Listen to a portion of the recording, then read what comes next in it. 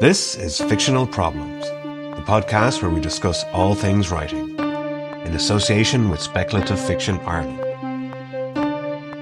In today's episode, we're digging into the elements that hold a story together, subplots, connective tissue and transitions, and how they shape a smoother, more compelling narrative.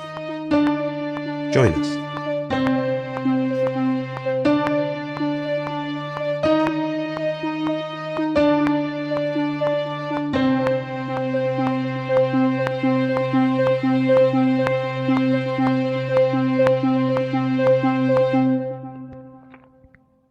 And welcome back to Fictional Problems, the podcast where we discuss all things writing in association with Speculative Fiction Ireland. On today's episode, your hosts, myself, Gary J. Martin, and myself, A.R. McNevin. We are going to just shy away from the main plot, the overarching story. We're going to go to the side. Yes. We're going to go subplot. I maybe should point out that we're in a bit of a giddy mood today, so we'll see how this goes. Yeah. So subplots, secondary characters, all those other elements that enhance, bolster, kind of create a wider, kind of more full picture, more full story. Just to kind of talking about a few aspects of what's important, I guess, for a subplot, connective tissue, that sort of thing. Sure. So for example, I suppose we can talk about our own writing and the stories and subplots and things that come along with that. Kicking off, I suppose I'd just like to ask, what do you think? How many subplots do you think should be in a story, a novel, whether it's part of a longer series or a standalone? Oh, because I think it changes, perhaps. It does. It does, and from a subplot point of view, it's again different from a kind of a secondary character point of view. From a subplot, as many as needed, as many as wanted. There isn't we're not the hard and fast rule people. Definitely not. That which serves the main plot. Yeah. I guess that's the guiding principle of any subplot. Whether you shouldn't have 100 subplots. But say you have one or two. The main purpose, I guess, of a subplot, I feel, is to serve the main plot. Yes, and that can serve in very many ways. As you can have a subplot that's simply serves from an expositional point of view. Mm-hmm. That one thing that I'm finding just actually in my own writing at the moment, trying to express. So I'm half writing a sci-fi at the moment, where there is where I'm trying to talk about how the engines work. Okay. And that's not a very natural thing to slip into a conversation. Yeah. Oh, by the way, the head gasket there runs to the carburetor. It doesn't run to the carburetor. Any engineer listening to this, or mechanic will be like, what? Well, and it seems like a forced thing to include into a conversation. Essentially, it's the reason why these I think it's required for major issues later on, that essentially every starship has got two engines. One essentially is a gravity engine to make it lighter. Yeah. So that needs less fuel to push it. So you have one engine to push it, one engine to make it lighter. That's smart engineering. Yeah. So and this is the reason why they have managed to get. And then they've got the small engines to push them around a solar system, and the bigger engines to push them from solar system. Yeah. So that's why you can say, okay, well, you only have a small engine on your ship, so you're just in the solar system. That limits the scope for the world building aspect, and then you have the gravity engine to kind of keep it so that if they're burning through fuel, then they can adjust to, if they can push the gravity engine to make it lighter, it'll require less fuel. Yeah. So that's a solution in itself. So you're interested in technology. That's physics, yo. It is, as you say, physics. Yo. So how do I introduce this? Like, I thought about introducing it as like almost like a snapshot of the start of a newspaper article. Yeah. At the start of that didn't work. So having a subplot to somehow describe that, having two people discuss, like the ship that the heroes have goes in the dry dock, and there's a problem with this engine. That is a subplot that has no relevance to anything else, can be excised without issue, but has allows you to go, this is how phasers work, this is how shields work, so that later on, when you're in the middle of a fight, the reader doesn't have to then step out of the fight to go, by the way, this is a Valerian steel sword, this means this. Just they understand the terminology from the subplot. Because I would actually find that quite jarring, and I think the Song of Ice and Fire, I know we reference it quite a lot, but there are a number of times where you're bouncing along in the story, you're with the characters, things are happening, and then it's almost like the author is putting his hand up to the side of side. Oh, by the way, yes, this happened back then, and also this character really liked this stuff or drank this wine. Yeah. And then it comes back and you're going, what? You just spun my head around for no particular reason, and now I'm back here. Okay, let's continue after that slightly irrelevant, but it's not irrelevant information. It's like a little bit of exposition, but it's not naturally happening. Yes, and that is, I guess, a key for any plot at all that you're trying to put in, has to be natural. But it's especially if the focus of that plot is you want it to be exposition, because exposition in itself, like, I would tend to, my exposition in anything I write tends to be natural and as natural and conversational as possible. That's why this particular thing sticks out to me, that I know my characters aren't going to have this conversation unless I force it to happen. Yeah, sure. In this case, in a subplot.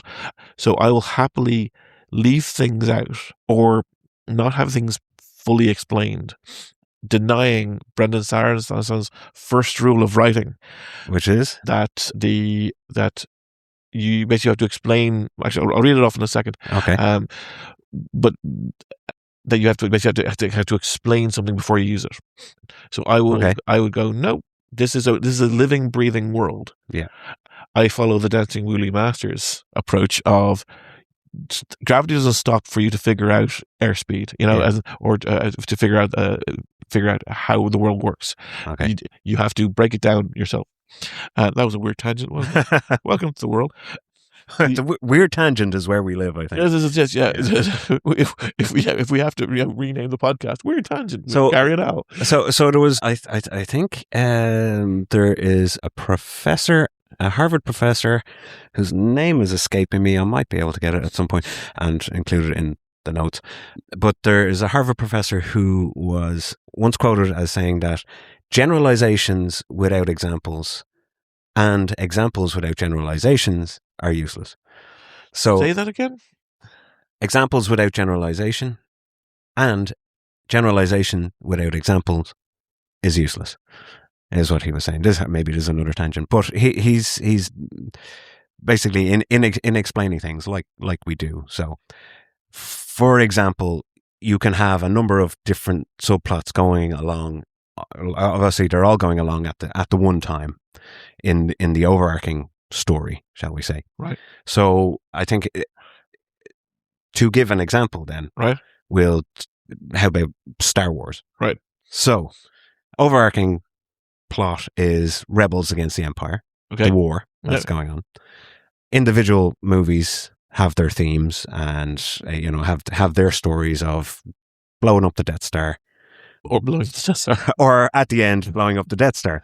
But within those, the goals of the characters to get together and then blow up the Death Star, you have different subplots such as a mentor-mentee subplot of Obi-Wan and Luke. Yeah. You have a buddy subplot where there's Han and Chewie. There's a sort of at some, like in among the three movies, there's the romantic subplot of Leia and Han. Yeah. So like all these things are they have connective tissue, right, to the overarching war that is ongoing, but these are the kind of examples that I'm talking about in terms of subplots within the wider story. Sure. Yeah. So I just wanted to give an example of what I was thinking in Oh, relation. no, I get it. Sure. Yeah. I was wondering where you're going with that. Now I understand. Yes. Okay. So just for listener. Yeah. So yes, Bob, understand. Yeah. So taking Star Wars as that example is like, yeah, you have all these minor stories happening to bolster or to not fill in the blanks, but to add variety, I suppose. Okay. Which I think a subplot kind of needs to do. Well, as you're talking about there, I kind of so it's a bit almost a bit early in the pod to flip the script slightly, but of all that you've mentioned, one could say that each of those are elements of the main plot. That as in say, you could say that the relationship between Leia and Luke is the moment where Luke as in when Vader threatens to target his sister. Sorry, the family subplot is also So, but as soon as Vader goes sister, that's when Luke goes wild and in the final battle beats him down. That's the moment where that causes. So, without the existence of the subplot, the main plot is lacking. So, it is a. So I guess we're talking about them in a separate way, but they are, and they can be excised out without. So some the explanation, the stuff. Okay. The type of take a breath. Type of subplot we mentioned before about the information. It can be excised out, but some subplots are necessary meat for the grill, grist in the mill. That you need to provide the color, not just for the many Bothans died. Who the fuck are the Bothans? Yeah. No, but they were important because many Bothans died. Who were they actually? Because when they do Rogue One, who are the Bothans? Well, no Bothans, but that's two different Death Stars. The Bothans who died were for the second Death Star, not for Rogue One. Okay, never mind. We're moving on. That's a good point. So, but the subplot itself needs to function is a functional part of the main plot. Yes. This is why I keep going back to everything can boil down to character plot and world building. That those three things function together. Plot, whether it be main plot, subplot, they're all needed together. And if it's not needed, get rid of it. Yeah. Like kill your darlings if it's your favorite plot. If it's you have characters who are in the middle of whether it be the Han Solo type or the Malcolm Reynolds type, they're doing their thing, and you have a wonderful subplot that you really love where they do a heist. Yeah. If this heist, as good as it is, you excise it out and put it in a short story. Okay. If it's not necessary to the plot, it's not serving the plot. Yeah. If it is, as you say, as in takes a hard road left away, especially if you're coming to near the end. If it serves in any way, say as a pause, as a reprieve from tension, these things can work. But if you also may not want that tension to be reprieved from. Yeah. So you want to keep the screws on, keep the tension high. Yeah. To a point. So you can, I think a good way to kind of integrate subplots. Should we talk about how to integrate a subplot? Or we're not like hard advice. This is just perhaps how I do it. So it's always first and foremost, I think you have to establish the main plot first. Do you sure. think? Well, that's as in at least the main character, the main idea of the story. The main character, where they are and what's going on prior to a subplot coming in. I would say you can do it that way, as in you have the main thing you want to talk about, and then the subplots kind of become naturally the thing that you talk about after that, Yeah. or as well as. But although I am aware, like as I'm saying that in the second book, that's not how I start. sure, Even though it does, I'm like, yeah, it makes sense. It makes good. You kind of set up things, the reader's kind of orientated, and then a subplot can start. I was like, yeah, I agree with that kind of principle, but it's not how I actually did it in the second book. sure. Well, because what I was thinking was that from a blank page point of view, a subplot could be simply the plot that gets less focus. Yes, That not less important, but less focus. Well, it's the importance, capital I importance. Perhaps I would say yes, it is getting less importance, but not lowercase importance. That you could have a case where you have I tend to write from an ensemble point of view. Yeah, that you have each individual character. Like I like the line from Willem Dafoe that when he's asked, "Do you prefer playing heroes or villains?" Says, it doesn't matter. Everyone thinks they're righteous, and that. Everyone's a hero in their own story. Exactly. Yeah. Whether it's the guy who has one line or no line, I try, and I often fail in this regard of just because I don't like throwing in a bunch of people to get redshirted. Yeah. That like at the moment I'm working on actually the second book to the one that's being released this week. And I'm coming to a fight, and I know I need a bunch of red shirts, and I really don't like it. That I want to send 12 people into this fight, and 2 people survive. Yeah. At least 10 people are going to die, and I know that I haven't introduced them, so all they're going to be is red shirts, and I don't like that as a concept. Okay. Because essentially they're just going to be, Bob 1, Bob 2. So how is the reader going to emote with those deaths, or how are they going to feel the impact of people they don't know dying? That's an excellent quandary, and a problem I have in my fiction. Almost a fictional problem. It's a fictional problem. It's a fictional problem. You've come to the right place. Oh my God! Step right in, sir. The doctor will see you now. So, to solve this problem for me, I've just finished the briefing, so they know what they're doing. They know why they're doing it, and they're about to launch in. There's 2 ways I could do this. One, or I should say 2 or 3 ways I could do this. The first is I could just skip past it and have it as the main character or this character experiencing in retrospect. Okay, yeah. That they're in the medical bay afterwards, and there's just corpses around them, and they're bloodied, and it's like some of this blood is they're bloody. That's like none of this blood is mine. Like the idea of this is a continuation of their own story, so their own subplot.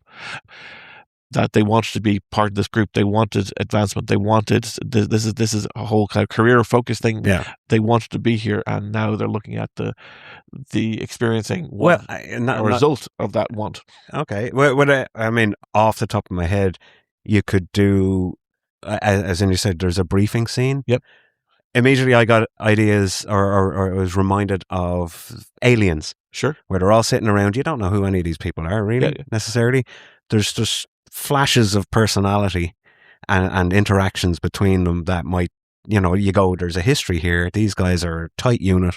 These things are implied in how they talk to each other. Okay. And the interactions, like the playful banter and the not so playful banter, you know, between characters that like each other and characters that might not like each other as much. Sure. And that gets you invested in this little group that you don't really know. Now, I know in Aliens, there's a lot more space for those characters to develop before they die. There's hours. Yes. Yeah. But it was a good start. But the thing is, in that regard, you have one line from Farrow and Waspowski, Spunkmeyer. Yeah. As in, Spunkmeyer has 2 lines in that, and he's the co-pilot. Like Frost has a single line that by the way, I can name them all. Yeah.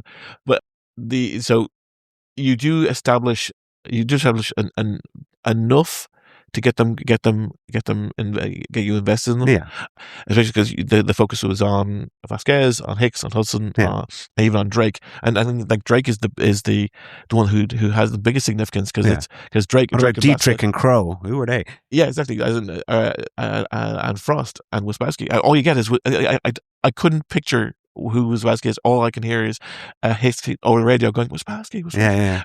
Like Frost dies because he has the clips. But yeah, there's enough red shirts, but there's enough about the guys to go, okay, let's see who survives, who doesn't. Yeah. And I was just going to say, in that briefing though, you do kind of you get the personality of characters that actually end up surviving a bit longer, like Hudson, yep, Vasquez, yep, Drake. Well, yeah, but Drake survives up. Well, he's the last of the guys to die, but he's the one who is most likely to survive because he's one of the big guns, literally, and that he and Vasquez have the most established relationship of someone who doesn't make it. Yeah. Because the two of them look, maybe they could almost, whether it be a camaraderie or a romance. There's a potential story there. Yeah. The fact that he gets killed off is the reason why she's like, no, she's trying to fight to get it back out. Yeah, absolutely. Yeah, but that briefing scene does a lot to get you to relate to them. Sure. These are a bunch of hombres. They're badass soldiers that have been together for quite some time. Yeah. Especially when they're talking about how many combat drops is this. Yeah. They're like, I don't know, geez, 2 for the lieutenant. Yeah. You get that sense of just from meeting them all in one group. Yeah. You kind of get that sense of, okay, these are the people kind of to watch. These are the people, Yeah. Like even like in most of their interactions, Vasquez and Hudson are antagonistic. Yeah. But when they're questioning Gorman, the two of them go, and both of them are going, Jesus. Yeah. And you can see it, and there's very much as much as this person, I may fuck with them, I may insult them, I may be. Yeah, I still got his back. Yeah, so no, well, and you could say that yes, because that person has the gun, and I have a gun, and I want that gun pointed in a different direction other than my back. But so I must do this. So the briefing was for the higher ups, but the thing is that's it. So, but you're not wrong in using that idea as an introduction. So I have skipped. I've taken that. I've almost ruled out that as an option. Okay, but that is a very viable option I could have used. Essentially, I used the briefing moment to highlight the higher ups. Yeah. So you can display competency in one or lack of experience in another. No, as in the higher ups in the organization. Yeah. Okay. So the guy's not involved in the combat at all. Essentially, the briefing was one exposition for, as I like to have exposition being as natural as possible. Yeah. The purpose of the briefing scene for me was to green light the operation. That basically, essentially, the highest higher ups have already greenlit it. Yeah, and it's working its way down the chain. Yeah. Well, this is more no one in the stream is going to say no, or the person who's going to say no is going to say no for a political reason. Okay, it's like the person who. Like in politics, where it's like 100 people vote for impeachment and one person says no.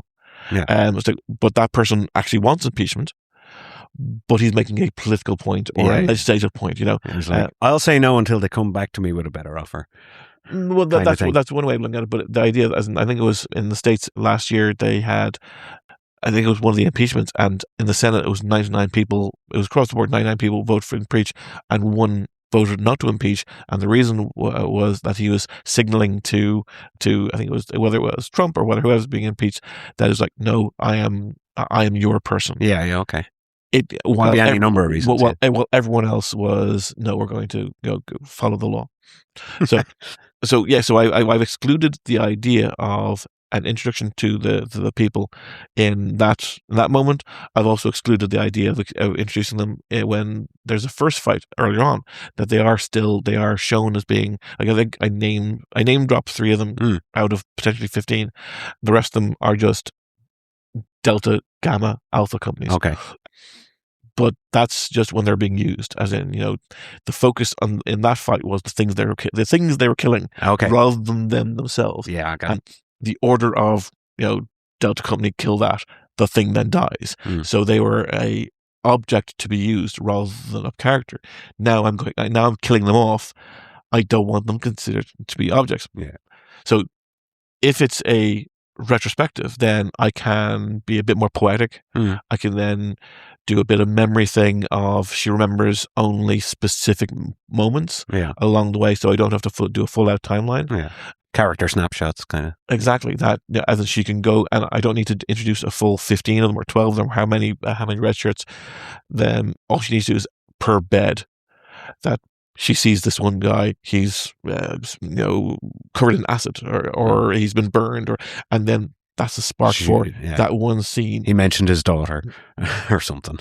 Well, and they were talking. I mean more that the spark of that one, seeing that body or seeing that person, who's whether it be alive or dead, that will cause her to remember how that thing happened. Okay, yeah. So it will become not bad, they're in this corridor. Big Beastie comes out, spits acid at them. That's how he dies. She shot and killed a Big Beastie, or someone shot them and killed a Big Beastie. So in that moment, is she the hero, or did someone did she freeze? Did she think of herself? Did she run? Did she choose not to breach first? Or as in, all these things can. So I essentially force a scene by scene. Yeah. Okay. Or I do actually do the proper battle, because this is there is one more fight to happen. And as we were talking about, battles themselves are like 3-act structures almost. Yes. So that'll be a heavy chunk of action inside this novel. And there is one more fight to happen after it, basically a small fight before this is the kind of the big action set piece essentially in the novel. And then there's one more afterwards with the remnant of whoever's left participate in the last battle. Yeah. But this battle is part of the main plot. No, so this is a subplot, but they then get called in. Whoever's left essentially get called in to be part of the final battle. Okay, which is very small. It's essentially, imagine that the first part is a battalion, and the second for the main battle is a battalion strength, and the second one is a squad strength. It's like the first one is in fatigues, and the second one is in civvies. Okay, that there is a shift in difference in operation. Essentially, it's someone walking in afterwards going, we know you've just been through this shit, but we need your unit to help here. And then it's off to the next fight. And then that triggers all the conversations of whether or not this character wants to continue with this, because they are a survivor of this, which means that they are, simply by experience, that will cause their rank to increase, or that by they get the whatever the version of the Purple Heart is. Okay. And that will then increase their likelihood of promotion, which is what they want. But can they go through another of those things again? I see.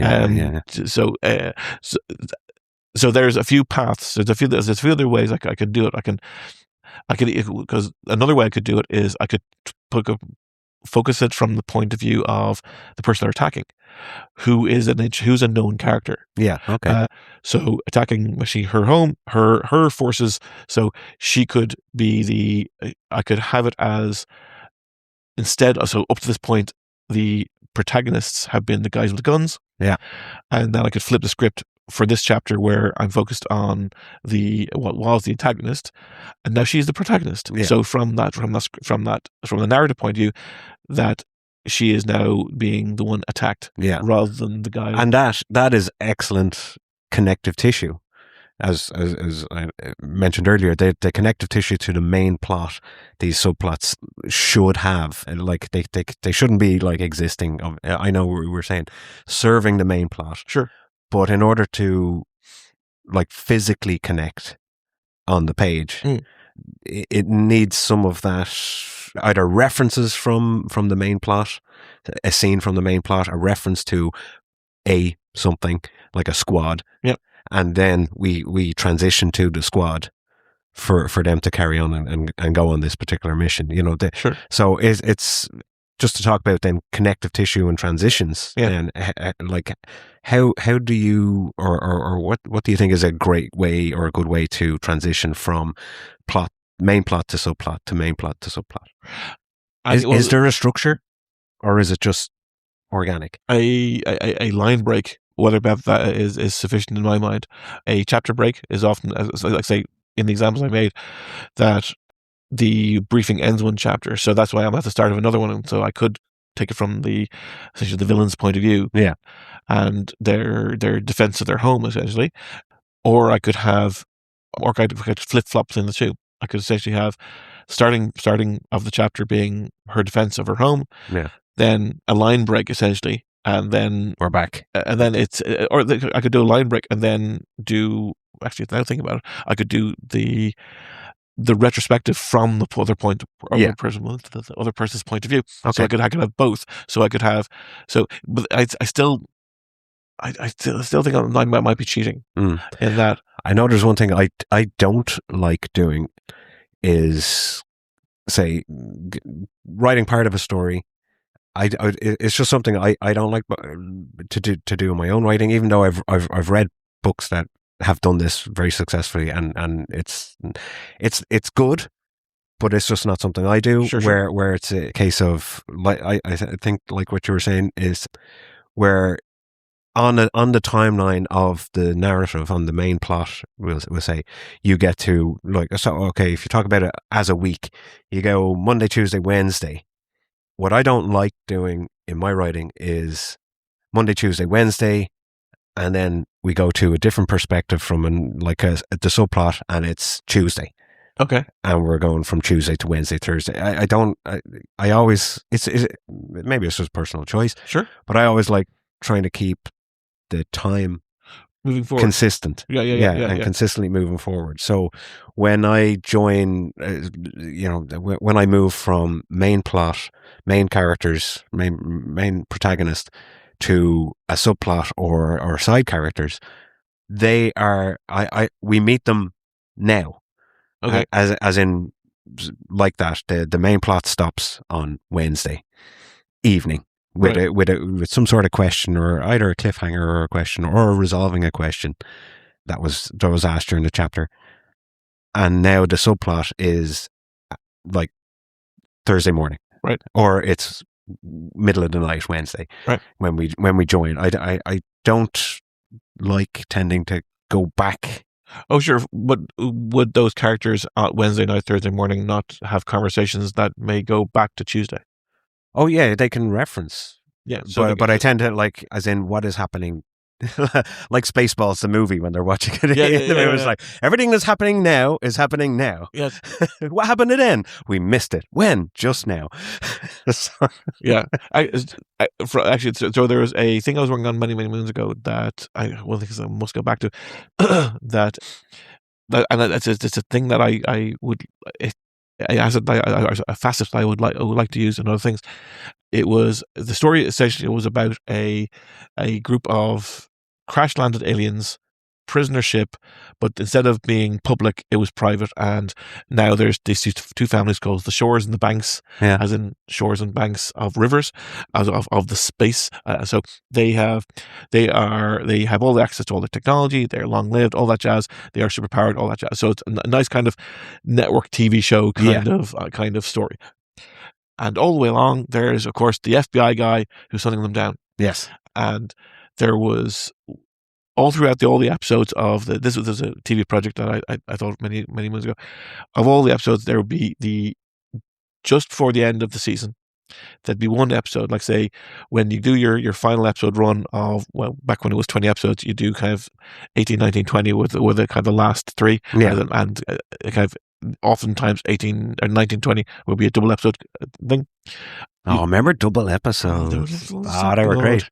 So I take 16 or 17 as or 16, 17 or 18 as just before, I'd have a focus episode, the detective, and he would go through every or as many of the previous episode stories as possible. Okay. As he's flashback through, and him going into the warehouse where there was a gunfight. Clip episode.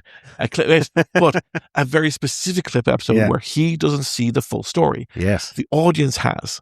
So the audience knows Dramatic irony. this person has seen this person shot this way. It's like, okay, he goes in, he tries to figure it out. And as he's trying to figure it out, he's clearly saying, well, clearly the heroes are villains. Yeah. Because they're the ones who attacked. He's putting it together.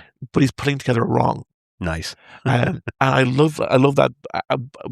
So that essentially he justifies his point of view by seeing all the evidence that all the audience has seen of this point. Yeah. And rather than it being a rug pull or kind of rather than kind of changing the information, it's like no.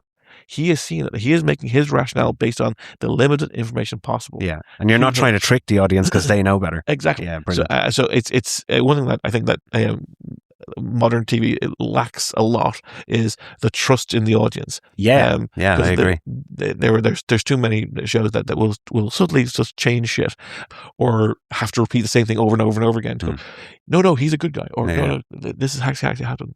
But even a lot of you see it more often in TV shows, but like even in movies and in modern literature, like they're beating the audience member over the head with some things. Sure. They're going, like, almost grabbing them by the back of the head, shoving their nose into something, going, "Do you see this clever thing that I just did?" Yes, yeah. And you're, whoa, hang on a minute. Like, I was enjoying this, and now you're just slapping me in the face with this thing that I already picked up on. Yeah, you didn't trust me to notice that. It's like the sting, the dun dun dun. Yeah, everyone must pay attention to this moment. Yeah. I think actually to go back to our primary conversation tangents is that the inside of a subplot you can hide information. Yes, and you can do it in a wonderfully lovely way. Like as an example, in this the thing I'm working on, I basically name a lot of people who are in this briefing, and these are all meant to be high up people. I expand it just from just kind of what was set up in the first book. Yeah, expand the world a bit, and I don't mention. I mention a bunch of people and how they're maybe antagonistic to the operation, but they're still going to vote yes for it. Those who want their own operation to happen, so they're going to vote yes, so they're going to get their own thing, all that sort of stuff. Yeah. And in one of the last lines of the briefing part, I mentioned by name some people who are leaving the room. Yeah, okay. And I throw in one name that I haven't mentioned before. Right. So if it's a no, it's a no. So why the fuck is he there? And if someone goes, why the fuck is Horatio standing there? So is that character like in Galaxy Quest, Sky Fleegman? Yeah. No one knows my name. I'm gonna die. But maybe you're the comic relief. Yeah. Oh, okay. No, I get that. Guy Fleegman. Yeah. Yeah. So we all remember his name. So the idea being that he's there for whatever reason, but he's in other elements of the book. Yeah. And was in the first book that why would he be there at all? And it kind of opens up to the subtle elements of culture. Yeah. That by having him there, you are going, well, this isn't as like I said about the first book for the villains, the quote unquote villains or antagonists being monolithic. Yeah. That they can't be defeated, they can't be destroyed. And then as I'm going along, I'm going, no, they're just a bunch of people. Yeah. They're incredibly fucking powerful. Mm. And you don't want to rouse them but they are a corporation, they are an entity, they are a collective of people, and while one should be afraid of a mass of people all marching in the same direction, yeah, they are still got their own personalities. Sure. And indeed, this briefing is a perfect moment for me to go, no, these are all a bunch of people who, while they're, and essentially, yeah, as I said, the mission has been signed off. So it's almost like the people at the top going, yeah, this is going to happen. So no one's going to question it. Yeah. It comes now how they assess that command from on high. Yeah, I think it's like that. That's for me the benefit and one of the great enjoyments I get from writing subplots is I know we were talking about world building, and yeah, you get your exposition in there as well, but it's expanding it's providing an alternative viewpoint to either the same events, Sure. different perspectives, different motivations of those secondary characters, what is driving them, how it connects to the main characters that you're following, Yeah. what impact they are going to have ultimately on, are they going to send the main characters off in a tangent, or are they going to, like, the actions that they undertake, are they acting in conjunction with or in opposition to what the goals of the main character? Yes.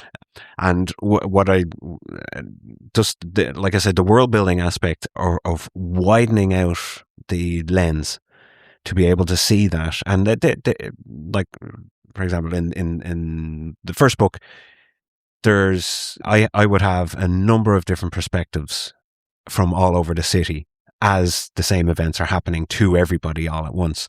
But you get a sense of, well, if it was just following this one character, if it was just main plot, main protagonist, you wouldn't know what's happening the other side of the city. Yes, absolutely, yes. Or you wouldn't have a natural, organic way to include scale. Yes, yeah. Or that kind of thing, So that's what I like about that. Oh, sure, and to your point, while you cough up a lung, is because it is a subplot, it gets encapsulated away. It means that you can introduce the information for exposition, for world building, and it gets closed off. That happened over there. Yeah, it's like a wonderful example again, because we're going to go back to it often, is A Song of Ice and Fire. The first scene, the prologue of that, they introduce the White Walkers, and you don't see the White Walkers again until the end of that book. Yeah, Song of Ice and Fire is a great example of multiple subplots with many secondary characters that all kind of all comes together in the end. Take that one entity, so you have a bunch of people who die. One of them, the noble who's leading the raging party, has his own backstory, which I can't remember right now. Yeah, you have all of them get killed except one guy. That one guy flees, goes beyond the wall, goes to south of the wall, gets beheaded. But that then is a key moment for Bran, for John, and so this is how you introduce these characters. Mm-hmm. So it is this subplot. And how you introduce the kind of the ethos of the North. Exactly. So the Starks and their responsibilities. Exactly. So you have all these moments that you have a moment which is throwaway. Every character in that, there's no one in that who gets to speak about what happened. Yeah. And no one will ever find out about it. Yeah. The only people who are aware of it are the audience. Yeah. Because they didn't let the kid speak before he chopped off his head. He was just panicked and feared. Yeah. And the other side of it is as you can also close it off, you can also prep the location for your main characters. Yes. So actually, they do that quite well insofar as when Robert is talking to Ned about the Targaryens, and he's like, the Targaryens are gone, and he's like, not all of them. Yeah. And that's when it moves to Daenerys's. It completely just goes over to, where is she at the time? Mentos, or it's in Ethos somewhere. Yeah. So it's again, that's like the connective tissue. They're having a conversation about this character across the sea, and then the show moves. Oh yes, but after about 30 minutes or something. I would disagree on the fact that that's all main plot. As in, Daenerys's plot is main plot. Robert's plot is main plot, as in it's all main. That is I wouldn't say they're separate in that regard. I was saying that you, in just the same way that the opening of A Song of Ice and Fire introduces the concept of the White Walkers, then you don't have to reintroduce that when the White attacks John at the end. We've established that. Yeah. So the subplot in that almost vignette gets to be used later on, and the white skin, blue eyes. That you don't have to, just as you say, you don't have to step away and go. Yeah. So here's some exposition. Yeah, and actually, agreeing with and disagreeing with at the same time, something that I said earlier there, cool, was about the setting up the main plot first. that's kind of a convention. But George R. R. Martin does not do that. He sets this little subplot up first. No, but he is saying. But it is the main plot. It is the main plot. Yeah. That it is, but yes, but it is the subplot of those characters who die. Yeah. They do have a they are secondary characters. Absolutely. Or tertiary. Well, yeah, they are very, but very are way down the list. Yeah, they as in I don't think I can name them as like they are voted off the island first. Yeah, essentially. Yeah, they serve their significance. Yes, but they also weren't dispensed with. You felt sorry for, that's always amazing about kind of redshirting. You don't feel sorry for redshirts. It's like, yay, they're dead. Yeah. But the kid going down south. Yeah, he's just afraid. Yeah, exactly. And they talk about that, and that has a impact. The character they try and go, well, he's just afraid. No, doesn't matter. He's Nosebreaker. Yeah. So I know. Yeah, I was just like I said. I agree.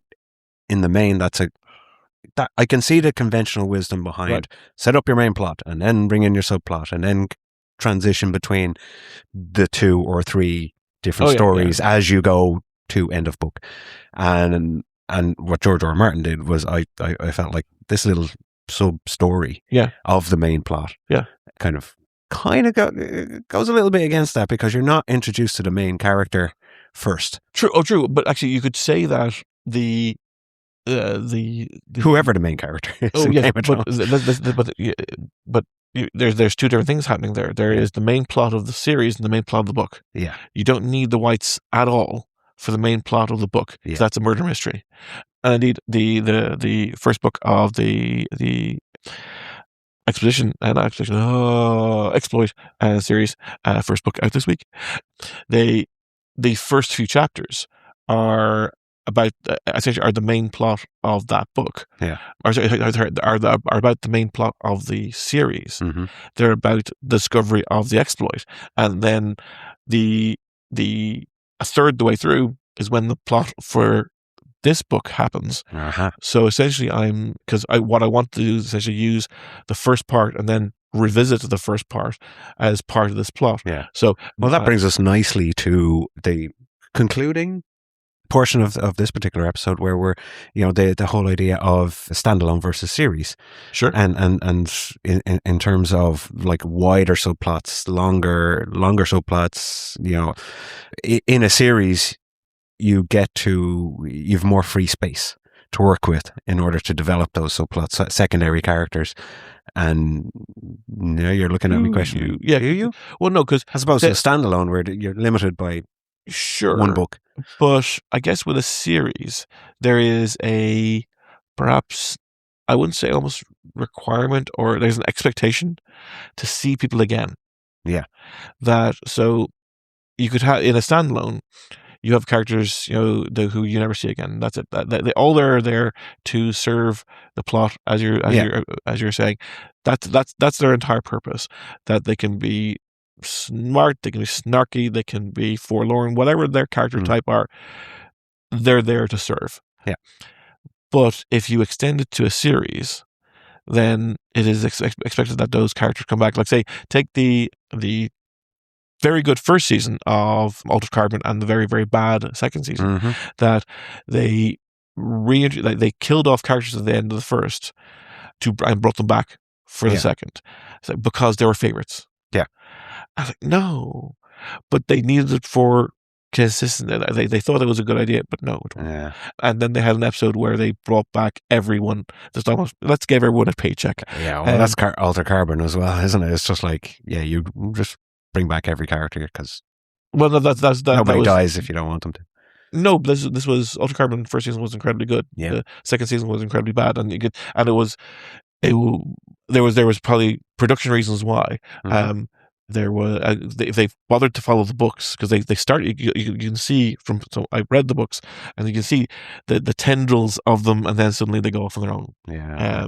So because also, if you flip the script slightly, if you have a character who has served a purpose in book 1, or say in the standalone, and that standalone is now book 1 of an extended, then they're going to serve the same purpose. Or why not bring them back to serve the same purpose again, if they're still alive?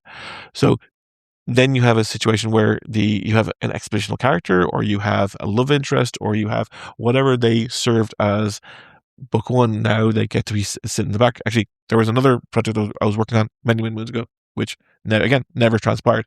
It was called Assets. It was a CIA thing, or a 3-letter thing, where the first series, whatever, 12 episodes, 20 episodes, was introduced all the characters. Yeah. About 20 different characters.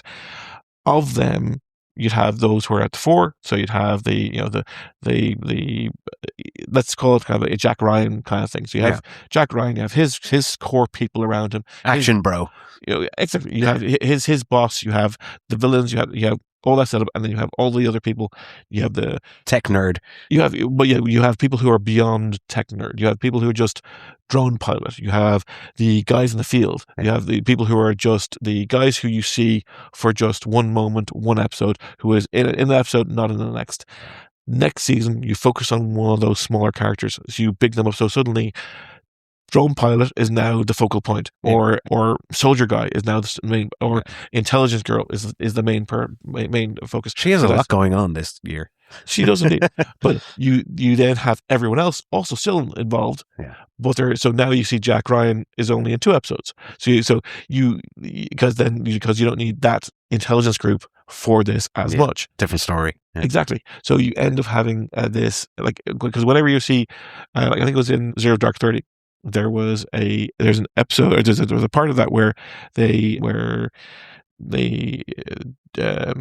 Jessica Chastain's character has been brought back from Pakistan and is now back in CIA, and they've identified where they think Bin Laden is, and they have the drones going overhead, and they're trying to assess, and they're talking about they're under the Grape Arbor, and they're trying to figure out all this stuff. Okay. And there's a guy who's talking about it. He's drone operator dude. Yeah. And it would be great for them to go, actually, let's have a story focused on him. Mm-hmm. And then Chastain's character comes back and will, not necessarily in the same timeline as you're mentioning, keep the timeline moving forward. But then she is still an important asset in the field. Then there'll still be the guys with the guns. You still have the same options. That those guys with guns are going to be going off and killing someone else the following week. Yeah. So having this wonderfully massive, intricate world building, then the question becomes, what's the subplot and what's the main plot? Yeah. So it means that a character who served as a main character now serves in a subplot position. It means it's a much more complex and difficult thing to write. Yeah, and then just to finish in and around ending. Sure. So to finish with ending, sure. Specifically ending subplots. Is there a preference when you're writing? Because I know there is conventional wisdom about, you have all your subplots, like, your mentor, mentee, these type of subplots within the main arc, like mentor, mentee, the buddy thing, even the romantic subplots, all kind of coalescing together for the climax of the book, or can they tie themselves off just beforehand? And again, I'll bring it back to Star Wars, since that's where we started. So, like, as Luke is going down the trench, you have the mentor mentee, he hears Obi-Wan kind of tell him to trust his feelings, and that's kind of tying that up. And then you have I wouldn't say that's tying it up. Well, it comes back at the end, at a pivotal moment. You have kind of, obviously, there's the images of Leia and how concerned she is about Luke and the situation in general. And then you have Han kind of ditching his cynicism and coming back to help, and, pew pew, Darth Vader. Yeah. And it all, with what gun? We don't know, because they don't have guns. The quad guns on the Millennium Falcon? Well, the shot appeared to come from because there's a scene in Jedi where they're having the final fight over Endor, and there's shots that come from the middle part between the two prongs of the head. It's a very highly modifiable YT 1300 cruiser. Exactly, nerd. But all those like kind of little subplot elements literally come together in an explosion. Yes, but yes and no, because so I would say that a subplot doesn't in all the ones you mentioned, subplots don't end. All those don't end. Yeah. They were all pieces that were thrown into the main plot, and the main plot ends. Yeah, sure. So they are the Han, Leia, Obi-Wan, all these contributed to this one character, our hero with 1,000 faces, got to do his big thing. Yeah. And he was both inspired by and saved by, and all the things that were built up all the way along got to that one crucial moment in the main plot. Yes. The secondary plots still exist. Sure. Because those ones you mentioned they are ongoing relationship drama. But everything else served the main plot in the end. Oh yes, yeah. But you don't have to close it off. No, indeed, because then you can use him later on. Indeed, despite his death, they used Obi-Wan later on. Yeah. So, in many ways, so there is So you're closing off the main, and indeed with Song of Ice and Fire, that one vignette at the start was not something to close off. That was the starting gun for the entire series. Yeah. And I know in my own writing, I tend to the other stories that are happening around the main character in other places. I tend to kind of try and tie them off just before the main plot concludes. Okay. So it comes to a natural rest point for those characters, a natural pause. I'd be the opposite. That the tapestry being built, there's a lot of loose ends. Yeah. That because it is. Well, yeah. Sorry, not so much tie off, but a natural pause. Okay. So those stories can continue in the next book and so on, because I know I'm writing a series, so I have it open, but I just bring the subplots to a nice gentle rest. Okay. Yeah. And then carry on. I wouldn't do that so that indeed I would tend to, in any series I'm working on, I'd tend to close off that plot for that story, but leave everything else untethered. Sure. Because that's the messiness of life. Because I had a nice revelation about quantumancy recently, so I now have because I'm coming more to believe that I'm less. I would always consider myself a planner first, but more and more, especially for the long term stuff, I know exactly where they're going. Yeah, I don't know all the pieces, and when I have a revelation, I go, "Oh, that's a piece." Ooh, that'd be good. And if it fits nicely into place, I go, "Okay, that's cool. That works." So I allow the story to grow. It's almost like I put a heavy structure in place, and I'll then allow the growth to happen in between. And I had a nice revelation. So, like putting seeds in a flower box. Box is the structure. Sure, and they grow how they and then prune like crazy. Yeah. So I have the path for one of the three protagonists all the way to the end of this book and the next book. So I know the conversations that are going to happen. Yeah. It did mean I had to ditch half a chapter because it was like, oh, well, I'll never actually get to that point. So bye-bye. Cut paste into notes. Yes, but come back to you. It's something that is now lost in time because it'll never happen in the timeline. But it now is but I know as I'm writing that person's plot will not end, because at one point she'll just disappear. Yeah, and so her plot will not end in that book. Yeah, I need time to transpire. Yeah, for everyone else, as you were saying, as in if the clock keeps running. Yeah, one plot ends on Wednesday, but Thursday, Friday, Saturday, Sunday, someone else is existing in that time. Yes, exactly. But I need that week and the following week and the following week after that to happen before I can go back to that character.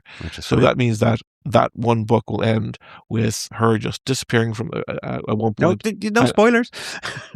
Yes, Bob will remember this. You don't know. You I think we do. Someone's currently reading the previous one. I'm not listening to this anymore. He just told me the end. No. Actually, that's right. That's they don't know until they read it. Sure, I'm just kidding. No, but it's an annoying thing that happens more and more, that people go, "Oh, it's spoilers." Then you're not interested. If someone can be Spoiled. Spoiled by not. So, I find out that this happened. I'm not going to watch it anymore. I'm not going to read it anymore. It's like, no. Missing the point. The journey is the point. Or someone online going, I think I figured out the answer. Yeah. You don't know you figured out the answer until you actually read the end of the book. Sure. So I think I know what's going to happen. Yeah, but there is a difference. Removing someone who's coming to a story fresh, removing their opportunity to experience it themselves without some external kind of person going, "Oh, haha, this happens." You're like, I wanted to get there on my own. Sure, there is an aspect of that. That's what I could consider a spoiler. Like if you were to go Sixth Sense. Yes, all I have to say is Sixth Sense without spoiling it. Yes, but Sixth Sense was an average movie, which was made made better by the twist. Yeah. But I was told about, say, Daenerys's getting of the Unsullied, where she gives away a dragon and then gets the dragon back. I was told about that beforehand. Yeah. I was told about the Red Wedding beforehand. Yeah. And it didn't spoil my enjoyment of it. Actually, can I say that? I don't know. I might be wrong, because I don't know if you haven't got the alternative because you were aware. This is not actually quite true, but I was shocked when I watched it in a good way, in a way of, this is excellent TV. This is like, it just, when the credits go black, and you're just like, that was good. I really enjoyed that episode. Sure. I was like, this is great storytelling. This is this is why this show is so popular. Yeah. I was like, I enjoyed the sudden kind of change in pace and tone and everything. I was just like, this is great. Oh, yes, and I'm happy to be wrong with that. I would only say that you could still go back and watch old stuff. Yeah, I'd still enjoy it if I was to watch it again. Sure. But you can never do it the first time. Yes, again. I would say there's a difference in the things that you never go back and watch again. Like we could talk all and at length about the fact that we'll go back and watch Next Generation over and over and over again, and we'll never watch Discovery again. So there is a distinction between what is a good story and what was just shock factor. And that's the difference. That's why I find with the spoilers of shock factor. Yeah. Okay, I want to see how it happened. Yeah, no, perfect. And again, as always, I kind of say, this is a subject that we may revisit again. It's almost like a catchphrase coming in now. But we may revisit plots, or subplots and secondary characters. Well, we haven't talked about secondary characters. We haven't. We didn't touch it at all. Well, which is a good reason why we may come back to it. We may come back to something that we haven't actually touched on. But for now, I appreciate anyone who has listened to us tangent on and ramble on about all kinds of things writing. This has been Fictional Problems. Thanks for listening. Keep watching the skies.